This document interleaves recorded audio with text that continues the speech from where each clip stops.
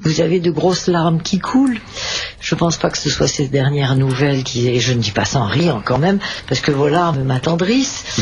Vous pleurez. Alain Soral est arrivé avec une canne et avec les yeux qui n'arrêtent pas de couler. Oui, il se trouve que je ne sais pas si c'est lié à ma venue aujourd'hui chez vous. En tout cas, ça doit être lié à mon retour du Liban et à sans doute ma volonté de témoigner très objectivement de ce que j'y ai vu.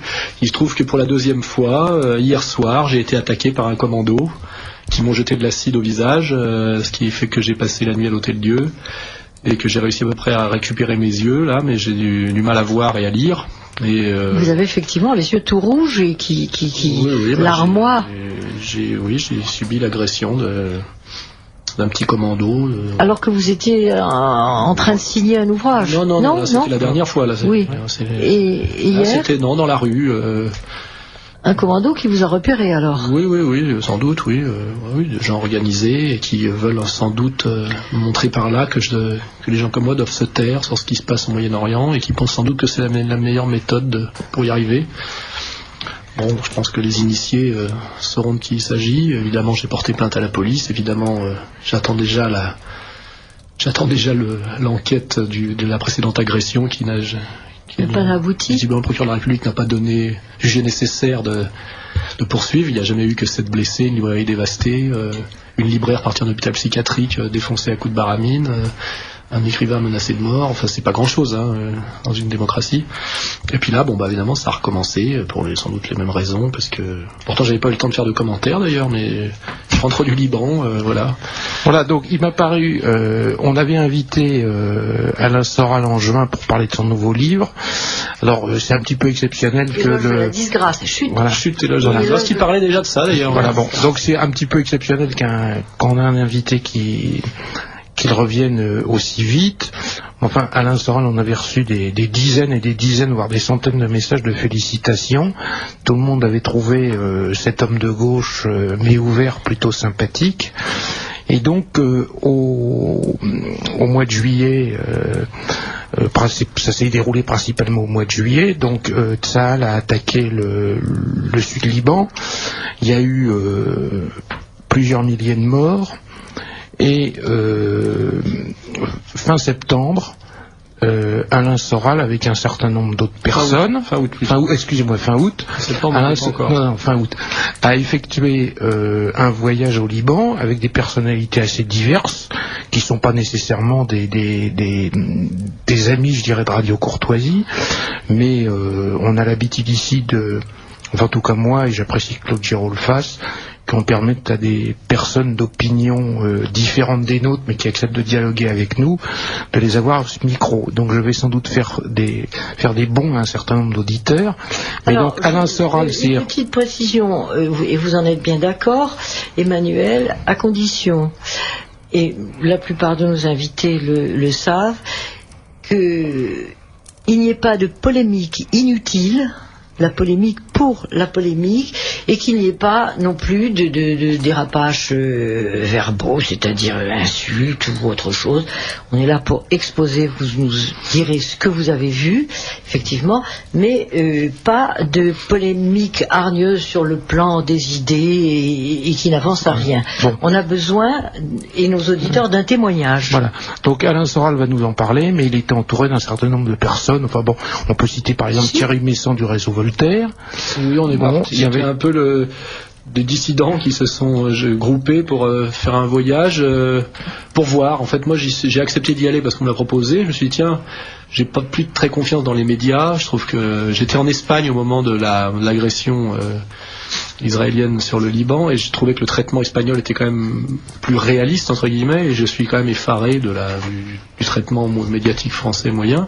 Et quand on m'a proposé d'y aller, j'y suis allé pour voir, en fait, sans a priori d'ailleurs. C'est un voyage, c'est des rencontres.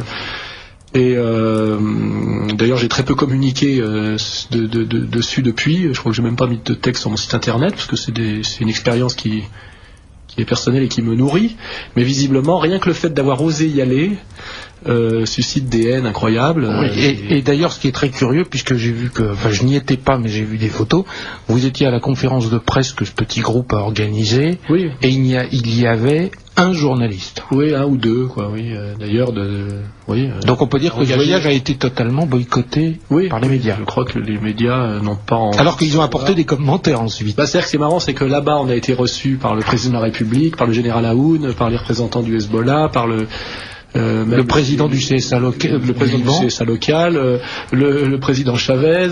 Là-bas, on a été reçu par tout le monde. C'est-à-dire tout le monde avait envie que des Français qui s'inscrivent dans une tradition, pour moi, qui est une tradition de gauche, quoi, de témoignages humanistes, etc., voient simplement de leurs yeux, en se disant, ça sera toujours peut-être un petit rééquilibrage, quoi. Ils demandaient pas plus, Et donc là-bas, on a été reçu par tout le monde, et de retour en France, on a organisé une conférence de presse, et je crois que personne n'est venu, quoi.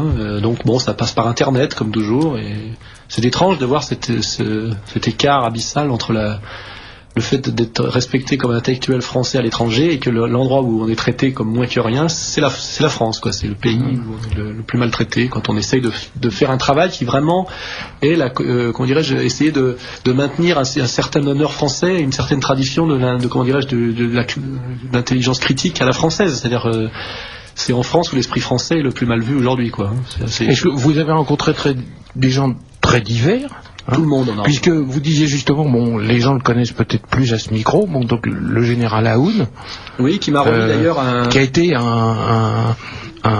qui a un élément de défense, qui a joué un rôle important dans la défense des chrétiens du Liban, et qui est, je crois, très déçu de la France.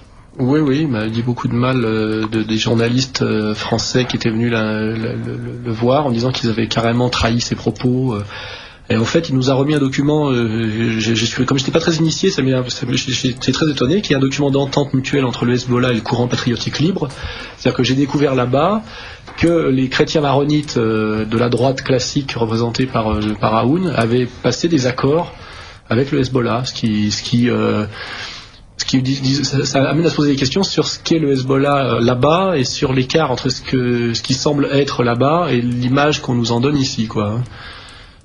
C'était une des surprises du voyage de voir que le mouvement Hezbollah n'est pas considéré par les Libanais comme un mouvement extérieur, terroriste, marginal, mais plutôt comme une des composantes du paysage politique du Liban, une force de terrain, sociale et militaire évidemment incontournable, et que d'après le sentiment que j'ai, 70 à 80% des Libanais étaient solidaires de leur action au nom de la nation libanaise, et que les hostilités les plus grandes que j'ai rencontrées contre le Hezbollah étaient plutôt des gens de la diaspora, des gens qui ne sont pas là-bas, quoi. Voilà, c'est une des découvertes que j'ai faites. Alors qu'est-ce que vous avez vu là-bas ? Je vais vous dire tout simplement de la frontière, parce l'espace aérien a été fermé, donc on est passé par Damas. Donc après on a rejoint le Beyrouth par la route. Donc du nord à Beyrouth, on va dire ce qui est détruit, c'est les ponts, les routes, les infrastructures de circulation, de communication qui sont évidemment détruites. Et à partir de Beyrouth Sud, notamment la banlieue de Beyrouth, et à mon avis, jusqu'en bas, c'est à peu près tout est rasé, quoi. Destruction du pays, et surtout, par exemple, la banlieue sud de Beyrouth, ce qui est incroyable, c'est que est rasé intégralement tous les immeubles d'habitation des quartiers populaires, quoi. C'est-à-dire que on a rasé le pays, quoi. Et quand vous dites il faudrait préciser par nos auditeurs l'aviation israélienne. Oui, l'aviation israélienne a fait un travail qui ne semble pas en rapport avec ses objectifs, qui était d'aller traquer une milice, très peu nombreuse et qui aurait nécessité plutôt un travail de commando.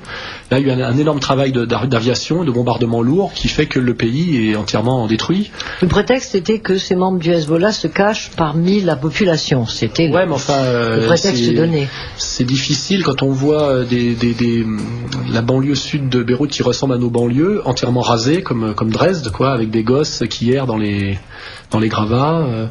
Et alors la deuxième chose très étrange, c'est de voir que la population libanaise est très optimiste puisqu'elle estime qu'elle a gagné, elle a militairement gagné, et donc on a au milieu des ruines un espèce d'enthousiasme assez incroyable, et surtout comment dirais-je, un consensus, une réconciliation contre ce qui semble être bien l'ennemi commun, réconciliation en tout cas visiblement des communautés libanaises ensemble, et réconciliation avec le voisin, le frère et le cousin syrien, et les Palestiniens aussi, puisque les gens nous ont dit, les Syriens, puisqu'il y a eu 1 million de gens qui ont fui les bombardements, il y a peu de morts, on va dire, par rapport aux dégâts matériels. C'est ça qui est incroyable de savoir. Oui, mais ça c'est la nouvelle politique israélienne qui a été définie, un système de cercle. Moi, c'est pas grand-chose 1000 morts quand on voit le ravage de les bombardements. Mais c'est surtout parce qu'ils cassent les infrastructures, tout ce qui est pont, télécommunications, etc., pour empêcher l'armée d'intervenir. Enfin, c'est une nouvelle technique. Les gens n'étaient pas, n'ont pas été ensevelis massivement sous les bombes, sinon il y aurait des centaines de milliers de morts. C'est-à-dire que les gens ont réussi à fuir, ils se sont réfugiés ailleurs. Je crois que c'était 1 million de gens qu'on participé. Ils ont tous été très bien accueillis en Syrie, même dans les camps des gens m'ont dit les larmes aux yeux qu'ils avaient été accueillis dans les camps de réfugiés palestiniens qui pourtant n'ont rien et leur ont donné leur lit, etc. Enfin bon, il y a eu une espèce d'élan de belle fraternité comme ça. Les gens ont une lumière dans les yeux. Ils sont tous sauf désespérés. Et d'ailleurs, et le lendemain de l'arrêt des hostilités, ces 1 million de gens qui étaient partis sont revenus de là où ils étaient partis, c'est-à-dire qu'il n'y a pas eu fuite d'un peuple qui pourtant, dont l'immense majorité vit à l'étranger. Donc on aurait pu penser qu'ils n'y remettraient pas les pieds.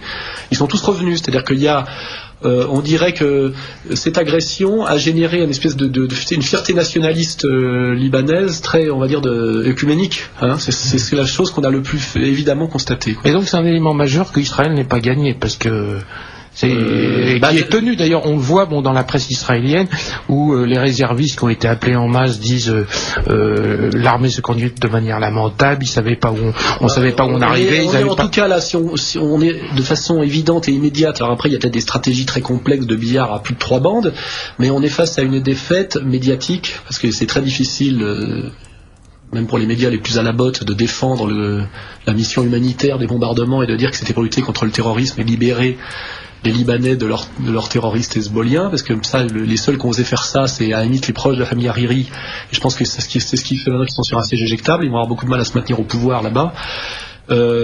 Pour la majorité des Occidentaux en privé, il est évident que l'agression est très disproportionnée par rapport aux motifs qui eux-mêmes sont très discutables, donc il y a vraiment l'espèce de conscience gênée d'une brutalité inouïe qui nous rappelle d'autres époques et d'autres régimes. Donc là, il y a une défaite, on va dire, médiatico-idéologique. Il y a une défaite politique parce que ça grogne beaucoup en Israël, parce qu'on dit on n'a pas envoyé les bonnes personnes, c'est une catastrophe, etc. Et puis défaite militaire, défaite politique et défaite médiatique. Oui, de ce point de vue-là.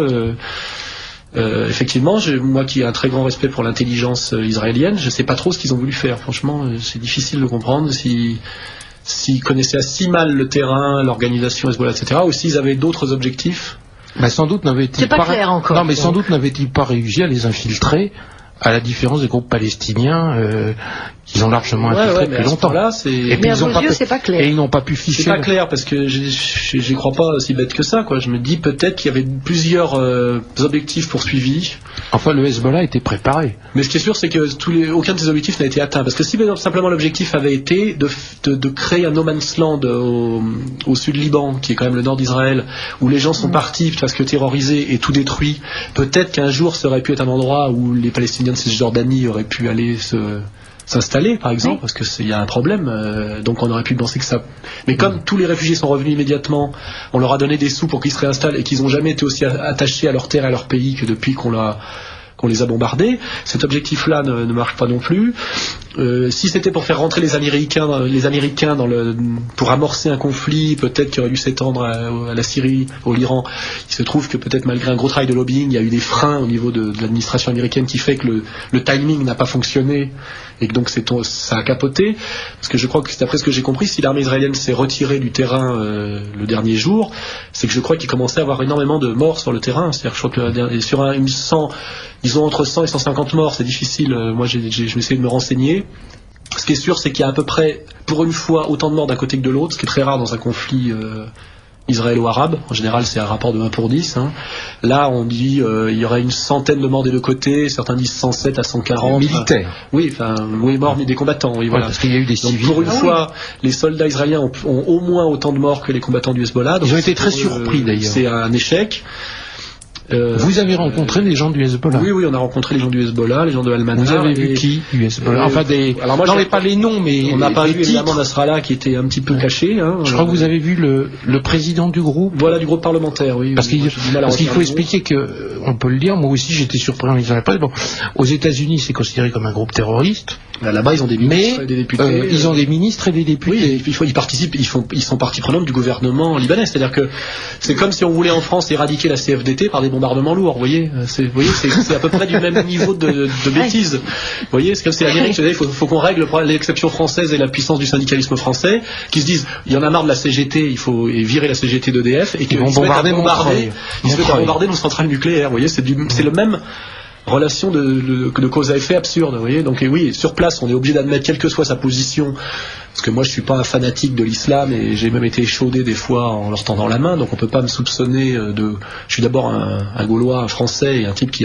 défend ses valeurs, son pays et une certaine tradition d'intellectuels qui se posent des questions, mais j'ai quand même été obligé d'admettre, d'abord j'ai vu que des gens en costume cravate, j'ai pas vu de barbus fanatiques, j'ai vu des gens des gens que j'ai rencontrés, ceux qui connaissaient le mieux la politique intérieure française, c'était plutôt les gens du Hezbollah, donc très au courant de la politique internationale, enfin des gens pointus, quoi, je veux dire politiquement pointus, qui me font plutôt penser, si on faisait une relation, à ce que pouvait être le PCF en France dans les années 50, vous voyez, c'est-à-dire qu'ils sont ils s'occupent des pauvres, ils sont sur le terrain social, vous voyez, sur la reconstruction, ils sont très actifs sur le terrain, c'est plutôt des gens qui ont, disons, une grosse présence de terrain dans les milieux pauvres et qui font à mon avis du social et qui sont donc absolument pas une pièce rapportée étrangère, etc. Quoi. C'est-à-dire que si on fait cette analyse-là, c'est presque un message que je lance israélien, si on veut avoir une action efficace et cohérente, déjà il faut que la connaissance des prémices et des bases soit la bonne. Et visiblement,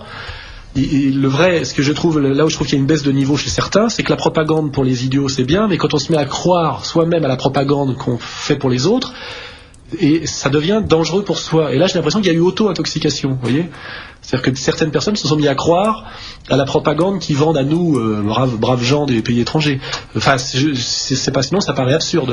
Comment expliquez-vous cette erreur d'appréciation de la part d'Israël et de stratégie par cette action? Comment l'expliquez-vous? Je me l'explique, je la constate déjà, j'en suis très étonné, et peut-être qu'on est à une espèce de basculement de l'histoire où, comment dirais-je, une domination militaire, stratégique, même au niveau du renseignement, etc., elle commence à s'essouffler. Peut-être qu'il y a aussi des fissures dans le système, on va dire même il paraîtrait même qu'il y aurait eu des désertions ou même pour la première fois des soldats israéliens qui auraient renseigné l'ennemi. Enfin, il y a quelque chose qui ressemble un peu à peut-être un climat en Israël qui ressemble un peu, j'ai à toute proportion gardée, à l'affaire Rosenberg, c'est-à-dire où des pacifistes commencent à traîner les pieds, il y a quelque chose qui se délite, quoi. Hein.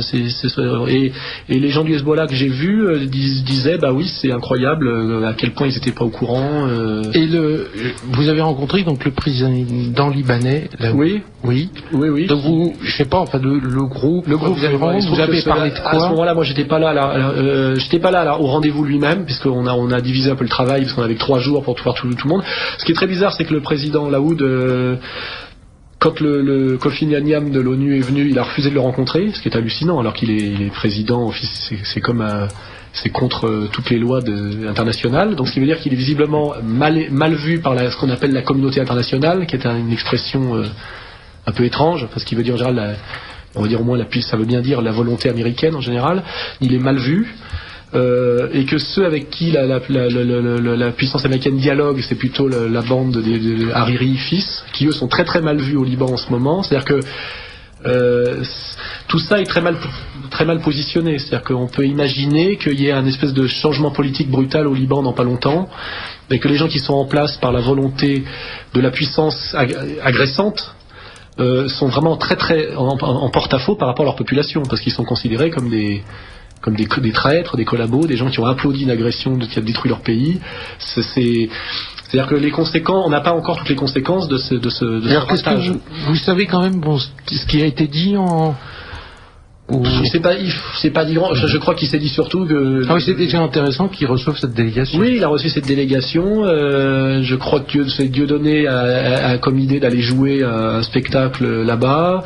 Et ils étaient surtout contents de voir des Français qui venaient voir de leurs yeux et avec ce sentiment que les médias français n'ont aucune indépendance et aucun recul et aucune objectivité, et que comme ils ont un grand attachement historique à la France et à la culture française, ils sont consternés de voir le jeu que joue la France, entre guillemets, officielle, avec les Libanais, comme avec les Syriens d'ailleurs. Ils disent on comprend pas quel jeu les Français, enfin les représentants sérieux officiels de la France jouent, parce que nous, la France est un pays avec lesquels on a des liens très forts, et là ils nous ont systématiquement tiré dans les pattes. Mais ils attendent sans doute trop de la France. Oui, en tout cas, ils étaient contents de voir des Français à l'ancienne, parce que eux, à limite, sauf le Hezbollah qui avait l'air très au courant de l'évolution de la France et des rapports de force en France, les gens qu'on a rencontrés on va dire du Parti National Social ou même des Syriens sont encore un peu à la France de Gaulle. Hein. Ils n'arrivent pas à comprendre que le Quai d'Orsay gaulien, il y a longtemps qu'on n'en a plus les moyens, et ils disent on comprend pas ce que fait Chirac. Je dis bah oui, parce que lui-même,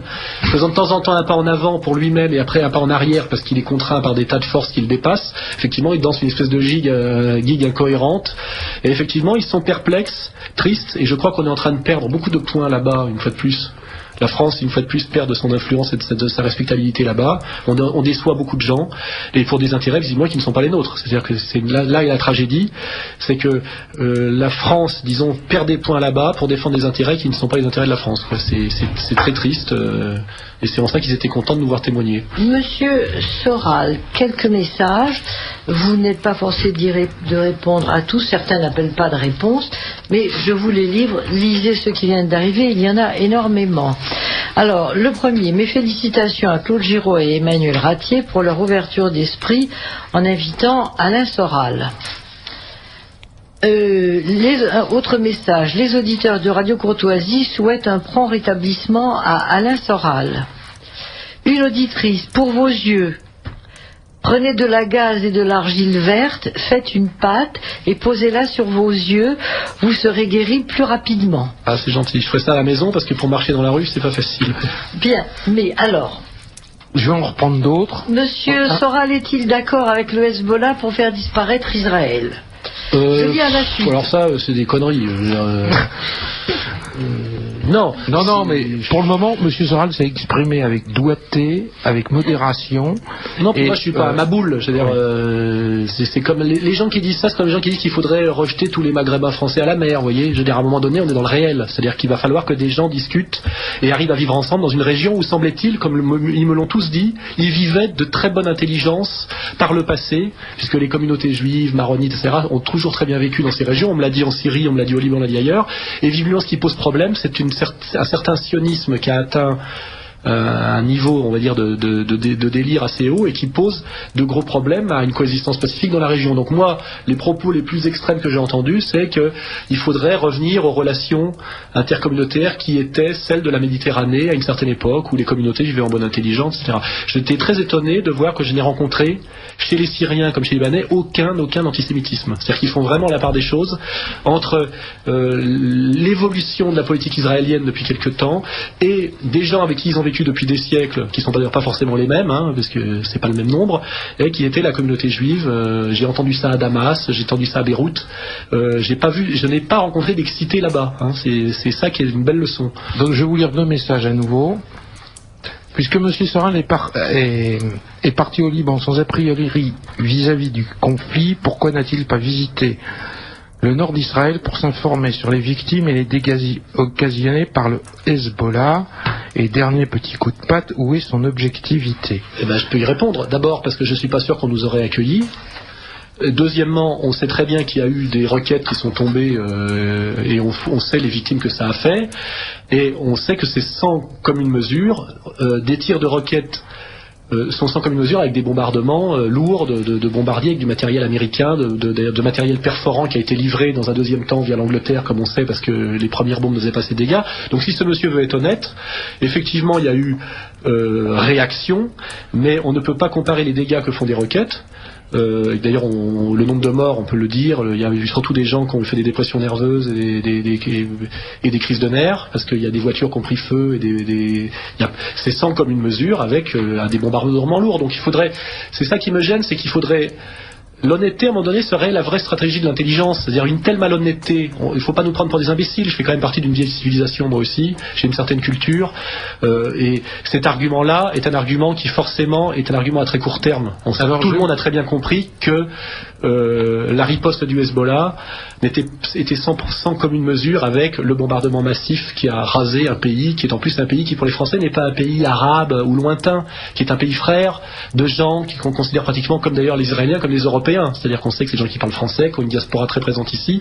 Donc c'est très dommageable à l'idéologie de ce monsieur, parce que là c'est pas des bougnoules à qui on a botté le cul, c'est pratiquement à des Européens francophones. Et donc il faudrait que ces gens-là deviennent plus intelligents. On a un deuxième message qui est assez long, donc j'en lis qu'une partie, mais qui, à mon avis, est intéressant. Votre présence à ce micro démontre qu'une union et réconciliation des esprits soucieux de l'avenir de notre pays et de sa culture est en cours, enfin débarrasser des influences politiques qui organisent notre division pour mieux régner et imposer l'ordre nouveau mondialiste. Oui, c'est certain. C'est-à-dire que moi, à un moment donné, De Gaulle s'est bien associé avec les communistes à un moment donné quand il s'agit de se libérer, disons, de la botte allemande. Et je pense qu'on est dans une période qui peut ressembler un peu à quelque chose qui me plaît beaucoup, moi, et qui est l'origine de ma culture, qui est le CNR. C'est l'union sacrée, comment dirais-je, des forces vives et des courages d'un pays, quand il y a, comment dirais-je, une cause supérieure à défendre. On n'en est plus aux petites querelles mesquines de chapelle. Et les gens qui se maintiennent dans ce genre de petites querelles, c'est qu'en réalité, ils n'ont pas envie d'atteindre des objectifs nobles et valables. Il faut se poser les questions de ceux qui trouvent que la mariée n'est jamais assez belle et qui mettent la barre tellement haut qu'ils sont toujours sûrs de passer dessous. Autre message d'un auditeur. Pour une fois, sur Radio Courtoisie, un invité dit la vérité sur ce qui se passe réellement au Liban, contrairement à ce qu'on entend couramment, à savoir qu'il y a un affrontement politique entre chrétiens et musulmans. Cela prouve que les Libanais n'ont pas besoin de conseils extérieurs pour s'entendre, mais plutôt faudrait-il les aider à dialoguer pour vivre en paix. On n'a pas besoin de tellement les aider, ils le font en fait. La seule chose qu'on pourrait faire, c'est relayer médiatiquement honnêtement l'effort qu'ils font pour dialoguer entre communautés et entre religions. Alors j'ai l'impression que les médias français, pour des raisons qui me dépassent un peu, bon après c'est un sujet en soi, ont plutôt, comment dirais-je, propagent la version américaine qui est de dire qu'il y a une espèce de, que le Hezbollah serait une sorte d'Al-Qaïda. Or, cette analyse et ne correspond pas à la réalité. Donc à un moment donné, les journaux comme Le Monde, Libé, qui ont accompagné cette thèse au début de l'agression, ils vont avoir un gros problème de réajustement, parce que la vérité va se savoir à un moment donné. Donc comment ils vont faire? Il ne faut pas qu'ils s'étonnent s'ils perdent des lecteurs tous les jours. C'est-à-dire que quand on fait à ce point-là de la propagande grossière, c'est dur d'être encore respecté comme journaliste. Et c'est ça, moi, le problème, la question que je me pose, c'est comment ils vont faire pour retomber sur leurs pattes et réadmettre à un moment donné, ce qu'ils seront obligés de faire, le Hezbollah dans le jeu politique de la région. Voilà. Ils seront obligés de le faire. Est-ce que vous avez rencontré des responsables catholiques? J'ai rencontré un maronite, j'ai rencontré un représentant du mouvement national social, donc je sais pas, là je suis pas assez pointu sur le sujet. Les catholiques que j'ai rencontrés, c'était plutôt des gens qui vivent à la fois en France et là-bas. J'ai rencontré des catholiques en tant que personne. Non, vous connaissez pas la position de l'église maronite? Est-ce que le général Aoun est représentatif de cette communauté? Il me semble que oui. Et lui, il y a ce document que j'ai là qui m'a remis personnellement, document d'entente mutuelle entre le Hezbollah et le courant patriotique libre. Semblerait que sur le terrain, la bourgeoisie maronite de droite, qui d'ailleurs de droite et pas d'extrême droite, a depuis déjà le 6 février, c'est daté, passé des accords de co-gouvernement et d'entente nationale avec le Hezbollah. C'est une réalité, ce document. Le Figaro au mois d'août, là. Le général Aoun m'a donné ce document en me disant je vous le donne parce que je l'ai donné à Georges Malbruno. À chaque fois, il l'oublie. Il n'arrive pas à le prendre. C'est-à-dire que visiblement, M. Georges Malbruno du Figaro n'a pas envie que ce document soit connu. Or, à un moment donné, voilà, il y a une entente entre le Hezbollah et les chrétiens maronites représentés par M. Aoun. Alors, est-ce que M. Aoun ne représente rien? Je ne crois pas. Sur place, là-bas, il représente quand même quelque chose. Et certains disent qu'il sera le prochain président de la République. le cas particulier du général Aoun, je vous lis un message d'un auditeur. Je suis libanais, je reviens du Liban. Le président Aoun a retourné sa veste et il est maintenant allié de la Syrie et de tous les partis pro-syriens. Il laisse la responsabilité. Alors moi j'ai posé la question au général Aoun, j'ai dit écoutez, vous avez été un fervent ennemi de la Syrie, comment se fait-il que vous ne l'êtes plus? Il a dit écoutez, moi je suis un nationaliste, quand les Syriens occupaient notre pays et nous dominaient, je me suis battu contre eux, les Syriens sont partis. Ils se sont très bien comportés avec nos populations civiles pendant le conflit. L'objectif n'est plus de lutter contre la Syrie. Ils ont aussi bien vu que depuis que la Syrie n'est plus là-bas, les Israéliens ont pu quand même engager une attaque qui aurait été beaucoup plus difficile à mener si l'armée syrienne était encore présente. Parce qu'on voit quand même qu'il y a un calendrier qui est peut-être le fruit du hasard, mais qui existe. C'est mort de Monsieur Hariri. La 1559, je crois, ou je sais pas quoi, où que M. Chirac a poussé au niveau de l'ONU. On a fait un travail pour que les Syriens se retirent du Liban. Les Syriens se retrouvant sans protection, les Libanais se retrouvant sans protection syrienne, sont assez vite attaqués violemment par l'État d'Israël. Donc ça a travaillé dans l'esprit des gens. Ils se sont dit finalement, les Syriens, si pénibles soient-ils, ne nous avaient pas rasé le pays à coups de bombe. Je veux dire, donc il y a effectivement une réconciliation relative des Syriens et des Libanais face à cause de ce qui s'est passé, c'est-à-dire l'agression israélienne. Et Monsieur le général Aoun, qui est sans doute un fin politicien et qui cherche sans doute à revenir au pouvoir aussi, effectivement a changé d'ennemi, mais parce que l'ennemi lui-même a changé. Je veux dire, il faut aussi... et nous, il nous a dit, je me suis battu contre la Syrie comme patriote. Aujourd'hui, je m'allie au Hezbollah comme patriote, mon but étant toujours de sauver le Liban. Voilà ses réponses. Je ne suis pas son représentant. On la prend pour ce qu'elle est. Ouais. Merci beaucoup. Il nous reste une petite minute, me dit Franck. Là, tiens, lisez, c'est pour vous ça, Emmanuel. C'est une adresse qui, paraît-il, est erronée. Ah. Bon, dernier message. Israël, avant de bombarder le Liban, recevait des roquettes depuis des mois. Avec un point d'interrogation. Oui, enfin là, si on veut reprendre les choses sérieuses, je crois que le Liban est occupé militairement par Israël depuis 82, 78, je crois, c'est même 78. Donc après, bon, de savoir qui a commencé, etc. Ce qui est sûr, c'est que il y a toujours le problème des fermes de Sheba, etc. C'est que en réalité, il y a une agression, du Liban par Israël qui date de quoi, de 78 ou 82, je sais plus. Messan est plus spécialiste que moi des dates, et qui n'a jamais cessé. Et il y a eu, je crois, 12 vagues successives d'agression. Donc en fait, ce qui s'est passé là est la 12e vague d'agression guerrière d'un pays par un autre, quoi. C'est comme d'abord, c'est toujours David contre Goliath, mais inversé. Oui, donc moi je rentre pas dans ce genre de polémique. J'ai dit de toute façon, est-ce que le but c'est de trouver une solution pour calmer la région, ou est-ce qu'il faudra aller jusqu'au bout du n'importe quoi, de la guerre, etc., en faisant rentrer l'Iran, la Syrie, puis pourquoi pas les États-Unis, puis après la Russie et puis la Chine? Est-ce que les gens veulent que cette région soit le démarrage de quelque chose qui peut ressembler à la Troisième Guerre mondiale, ou est-ce que les gens veulent vivre en paix dans une région où il y a de la place pour tout le monde? Voilà, point. Bonne question. Merci, Monsieur Soral. C'est moi qui vous remercie. Radio Courtoisie, merci Emmanuel Ratier. À vous, François.